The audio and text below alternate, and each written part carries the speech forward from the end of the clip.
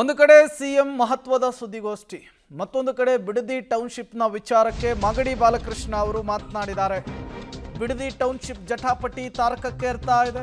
ದಿನದಿಂದ ದಿನಕ್ಕೆ ಜೆಡಿಎಸ್ ವಿರುದ್ಧ ಮತ್ತೊಮ್ಮೆ ಮಾಗಡಿ ಬಾಲಕೃಷ್ಣ ಅವರು ವಾಗ್ದಾಳಿಯನ್ನು ಮುಂದುವರಿಸಿದ್ದಾರೆ.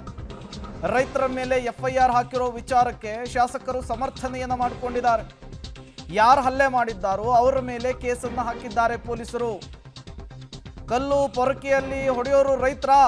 ಮಾಗಡಿ ಬಾಲಕೃಷ್ಣ ಅವರು ಪ್ರಶ್ನೆ ಮಾಡಿದ್ದಾರೆ.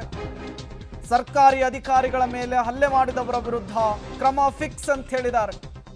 ದೇವೇಗೌಡರು ಮೊದಲು ಜ್ವಲಂತ ಸಮಸ್ಯೆಯ ಬಗ್ಗೆ ಮಾತನಾಡಲಿ. ದೇವೇಗೌಡರ ಹೋರಾಟದ ಎಚ್ಚರಿಕೆಗೂ ಕೂಡ ಮಾಗಡಿ ಬಾಲಕೃಷ್ಣ ಕಾಂಗ್ರೆಸ್ ಶಾಸಕರು ಕಿಡಿಕಾರಿದ್ದಾರೆ. ಬಿಡದಿ ಟೌನ್ಶಿಪ್ ವಿಚಾರಕ್ಕೆ ಸಂಬಂಧಪಟ್ಟಂತೆ ಮತ್ತೊಮ್ಮೆ ಮಾಗಡಿ ಬಾಲಕೃಷ್ಣ ಅವರು ಮಾತನಾಡಿದ್ದು ಹಿಂಗೆ.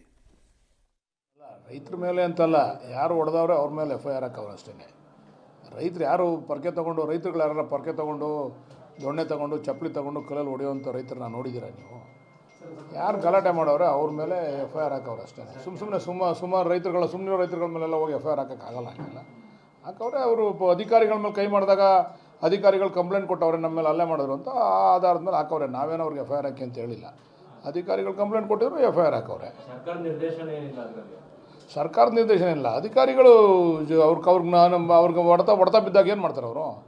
ಈಗ ನಾನು ಉದಾಹರಣೆ ಕೊಡ್ತೀನಿ. ನಾನೇ ಸರ್ಕಲ್ ಇನ್ಸ್ಪೆಕ್ಟರ್ಗಳು ಒಂದ್ಸರಿ ಗಲಾಟೆ ಮಾಡಿದಾಗ ನನ್ನ ಮೇಲೆ ಕೇಸ್ ಹಾಕ್ಸಿದ್ರು. ಆ್ಯಸ್ ಎ MLA ನನ್ನ ಮೇಲೆ ಕೇಸ್ ಹಾಕಿದ್ರು. ನಾನು ಹೋಗಿ ಸರ್ಕಾರಿ ಅಧಿಕಾರಿ ಮೇಲೆ ಗಲಾಟೆ ಮಾಡಿದೆ ಅಂತೇಳಿ ನನ್ನ ಮೇಲೆ ಕೇಸ್ ಹಾಕಿ 8 ವರ್ಷ ತಿರುಗಿದ್ದೀನಿ ನಾನು ಆ ಕೇಸ್ಗೆ.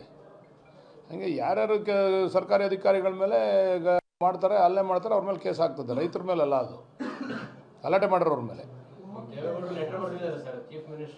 ಅದಿರಲಿ, ಅದ್ರ ಬಗ್ಗೆ ನಾನು ರಿಯಾಕ್ಟ್ ಮಾಡೋಕ್ಕೆ ಹೋಗಲ್ಲ. ಬಟ್ ಅವ್ರ ಮಗನೇ ಇದ್ದಾಗ ಬಿಡಿಸ್ಬೋದಾಗಿತ್ತು ದೇವೇಗೌಡರು. ಇದೇ ರೈತರು ಹೋಗಿ ದೇವೇಗೌಡರ ಹತ್ರ 2018ರಲ್ಲಿ ನಿಮ್ಮ ಮಗ ಅವ್ರಿಗೆ ಹೇಳಿ ದಯಮಾಡಿ ಇದನ್ನು ಡ್ರಾಪ್ ಮಾಡಿಸಿ ಅಂತ ಹೋದಾಗ, ಇಲ್ಲ ಹಂಗೆ ಮಾಡೋಕ್ಕಾಗಲ್ಲ, ಅವನೇನು ಹೇಳ್ತಾನೆ ಹಂಗೆ ಕೇಳ್ಕೊಂಡು ಹೋಗಿ ಅಂತ ಹೇಳ್ದಂಥ ದೇವೇಗೌಡರು ಇವತ್ತು DK ಶಿವಕುಮಾರ್ ಅವರು ಮುಖ್ಯಮಂತ್ರಿ ಆಗಿದ್ದಾರೆ ಅಂಥೇಳಿ ಅದು ಯಾವುದೇ ಇಶ್ಯೂ. ಈಗ ನೋಡಿ, ದೇವೇಗೌಡರಿಗೆ ಭಾಳ ಜ್ವಲಂತ ಸಮಸ್ಯೆಗಳಿದ್ದಾವೆ ಈ ರಾಜ್ಯದಲ್ಲಿ.